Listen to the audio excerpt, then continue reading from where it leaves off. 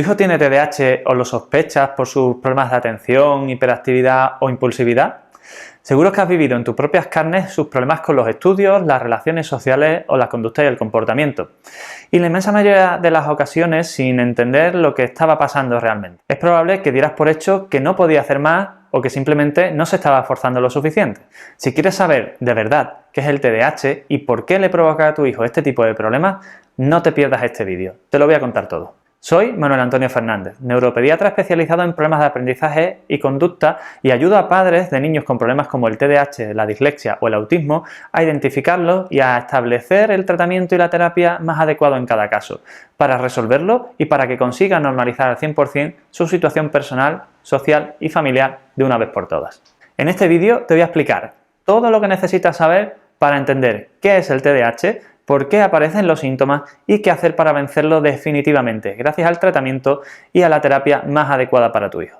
El TDAH es un trastorno de neurodesarrollo en el que se produce una alteración de la maduración, principalmente de la región delantera del cerebro, el lóbulo frontal, que es donde se localizan los mecanismos que regulan nuestra capacidad de autocontrol.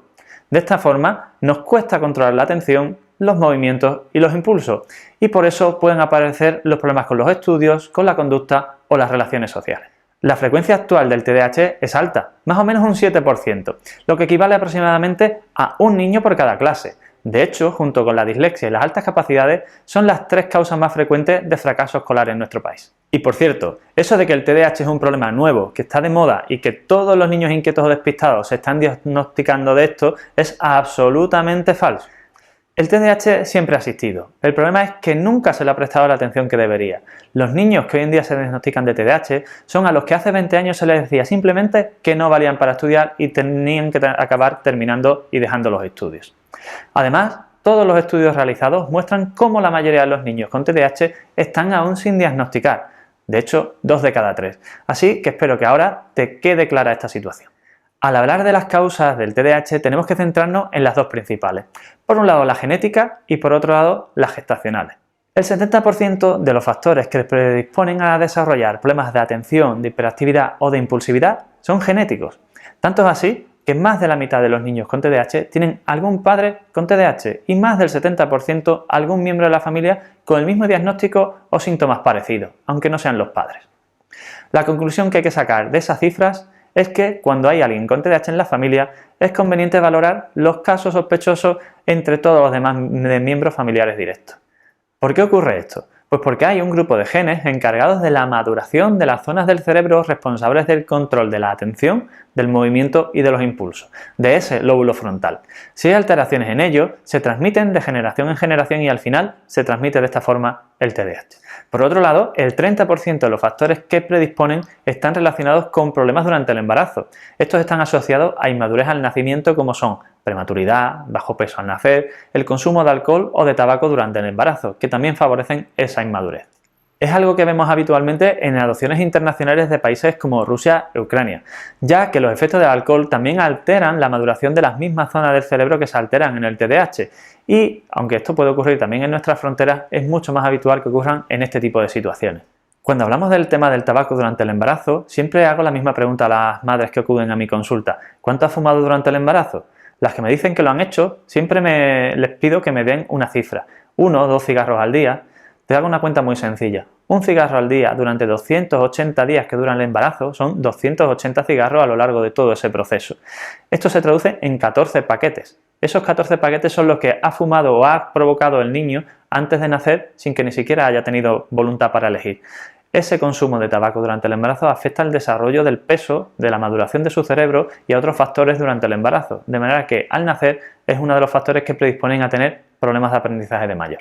Los síntomas del TDAH se centran en la aparición de problemas de autocontrol de la atención, de los movimientos y de los impulsos, y esto provoca problemas en los estudios, en las relaciones sociales y en la conducta o el comportamiento.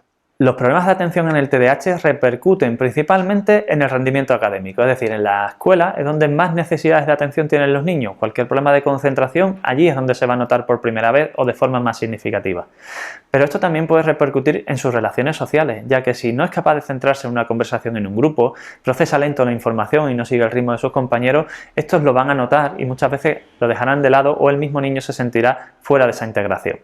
A nivel de conducta, estas situaciones también se sufren porque si un niño no es capaz de entender, de procesar adecuadamente o de asimilar la información que los padres o los profesores le dan, no podrá completar las indicaciones que estos le dan. Y muchas de estas ocasiones acabarán traduciendo sensaciones por parte de los padres o los profesores de que el niño no está obedeciendo.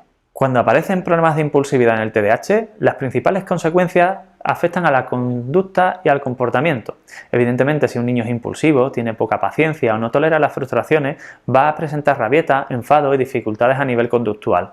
Pero esto también puede afectar en las relaciones sociales si ese tipo de dificultades o de poca tolerancia se dan con compañeros o con amigos. Finalmente, si estas situaciones se dan en la escuela, con los profesores o en un entorno académico, también podrán afectarse las relaciones sociales con ellos y, por supuesto, el rendimiento académico. Los problemas de hiperactividad, aunque no te lo imagines, en las áreas en las que más dificultades producen son las relaciones sociales. ¿Por qué? Pues porque todo el mundo estamos acostumbrados a que un niño de 4, 5, 6 años sea inquieto, movido y no pare, pero si eso se mantiene a los 10, 12, 13 años, las situaciones ya son diferentes, sus compañeros lo perciben de forma muy extraña y él mismo se puede sentir inadaptado. Si esa inquietud, ese nerviosismo, esa falta de control del movimiento ocurre en la clase, puede hacer que el niño no se aguante quieto en la silla, en el asiento, no mire la pizarra, esté pendiente de todo y precisamente por eso no tenga un buen rendimiento. Si esa sensación de inquietud o nerviosismo que hace que el niño se mueva se mantiene en situaciones del día a día, como puede ser casa, como puede ser un restaurante, una celebración, y todo el mundo lo que percibirá es que el niño no es capaz de estarse quieto, es un niño maleducado o no tiene respeto por la situación, y la gente lo que percibirá es que el niño tiene una mala conducta. Si al final juntas 2 o 3 de estas situaciones en tu hijo, te puedes encontrar con un problema serio, ¿verdad? Seguro que te has sentido muy identificado con muchas de las cosas que te he contado hasta el momento. En la mayoría de los casos, sois los padres los que buscáis ayuda porque conocéis perfectamente a vuestro hijo y veis cómo desde pequeño va desarrollando problemas en diferentes áreas. En otras ocasiones, la sospecha viene desde los profesores y en esa situación los problemas escolares son los principales. El mayor de los problemas en estos casos es conseguir que un profesional se tome en serio, realmente en serio esta situación y no responda con la famosa frase de cada niño es diferente, evolucionará a su ritmo, o otra muy conocida de todos los niños son diferentes, son movidos, son despistados y no te preocupes, ya madurará.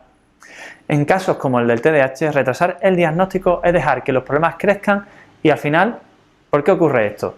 Pues básicamente porque la atención, la impulsividad o el movimiento son cosas muy subjetivas a primera vista. Las valoraciones iniciales suelen hacerse de forma meramente visual o con cuestionarios a lo sumo. Esto lleva habitualmente a importantes equivocaciones en los diagnósticos. Para evitar esto, desde que empecé a trabajar tuve claro que no podía basarme exclusivamente en mi hijo clínico, por bueno que fuera, sino que necesitaba hacer algo más objetivo a esa valoración y poder demostrar a los padres que precisamente eso es posible. Para ello hemos incorporado todos los avances tecnológicos que están a nuestra disposición, como la realidad virtual o el análisis de las emergencias oculares, entre otros, para que te vayas de la consulta con un diagnóstico 100% definitivo y 100% fiable. Con estas tecnologías podemos conseguir un diagnóstico fiable y definitivo en el 100% de los casos y en una evaluación que no dura más de 2 horas. Suena bien, ¿verdad? Además podemos hacerlo 100% online, así que si eres de fuera no te preocupes, también podemos ayudarte. Para entender cómo se debe hacer el tratamiento adecuado del TDAH es fundamental que conozcas bien qué es lo que falla en los mecanismos de autocontrol cerebral. Lo que falla son los neurotransmisores. Sí, son esos muñecos pequeños que aparecían en los dibujos animados de la zona de la vida o el cuerpo humano cuando hablaban del sistema nervioso y que siempre iban corriendo de un lado para otro llevando un pergamino, un papelito en la mano, que era el mensaje del sistema nervioso, son los mensajeros. En el TDAH, esos mensajeros nunca llegan a su destino. Es como cuando el repartidor de una empresa de transportes te dice que ha dejado el paquete en el control porque no estabas en casa cuando pasó y realmente sabes que no es así porque sí que estabas allí. Lo que tenemos que hacer es que esos mensajeros no vuelvan a su base antes de pasar por casa para dejar el paquete. Es decir, que los neurotransmisores lleven su mensaje de control a donde deben en vez de devolverlo a casa. ¿Te ha quedado claro? Pues entonces ya entiendes perfectamente por qué la medicación es el tratamiento de primera elección de la mayoría de los casos de TDAH.